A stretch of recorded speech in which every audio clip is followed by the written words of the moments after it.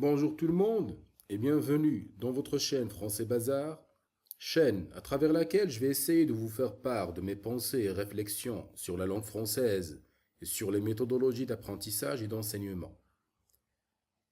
Dans la première vidéo de la série Concession, j'ai répondu à la question qu'est-ce que c'est que la concession? Et de cette réponse, nous avons pu comprendre que la concession ne consiste pas à rejeter les idées des autres ou de leur montrer qu'ils ont tort, mais de les amener à savoir qu'ils ont tort. Et c'est un objectif qu'on ne peut pas atteindre grâce à une phrase qui n'est autre qu'une représentation incomplète d'une situation de communication. Alors, et pour mieux comprendre ce que c'est que la concession, on doit faire appel à trois éléments qui ne paraissent pas tous dans la phrase dite concessive. C'est les trois registres persuasifs. L'émotion, le pathos, la raison, le logos, et le style, l'éthos. Ces trois éléments forment ce qu'on appelle le triangle d'Aristote, qui est devenu symbole de l'art de l'argumentation. Le dessin qui est devant vous représente ce triangle.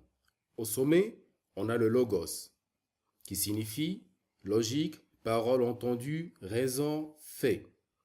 À la base, on a l'éthos, qui signifie le style ou l'être qui s'exprime à travers le corps. Et on a également le pathos, qui signifie émotion et sentiment.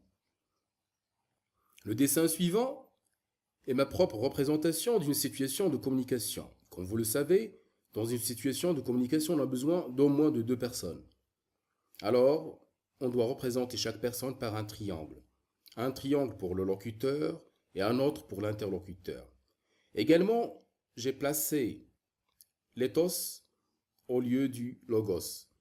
De cette façon, on remarque que les premiers éléments qui entrent en contact avant le commencement de la conversation sont les êtres qui s'expriment à travers le corps, l'éthos. Ces expressions qui sont bien sûr non verbales créent chez les parties de la conversation des préjugés, généralement négatifs. Mais, en tant que locuteur, on doit arriver à se saisir et ne montrer que ce qui dissipera les craintes de l'interlocuteur. C'est ce qu'on appelle l'intelligence émotionnelle. Après cela, et si le premier contact est positif, la conversation commencera par une assertion. Ce que vous dites est vrai. Le rôle de cette première déclaration, c'est de donner de l'assurance à l'interlocuteur et l'amener à une situation d'écoute attentive. Et cela ne peut se concevoir qu'à travers le pathos. Une fois qu'une relation de confiance est fondée, vient le tour de la raison, le logos.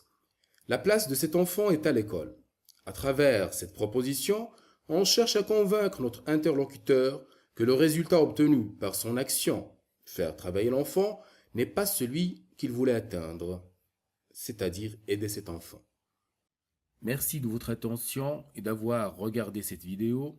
Si vous l'avez trouvée intéressante, n'oubliez pas de vous inscrire à la chaîne et de me suivre sur mon site web françaisbazar.com ainsi que sur ma page Facebook Français Bazar. À bientôt.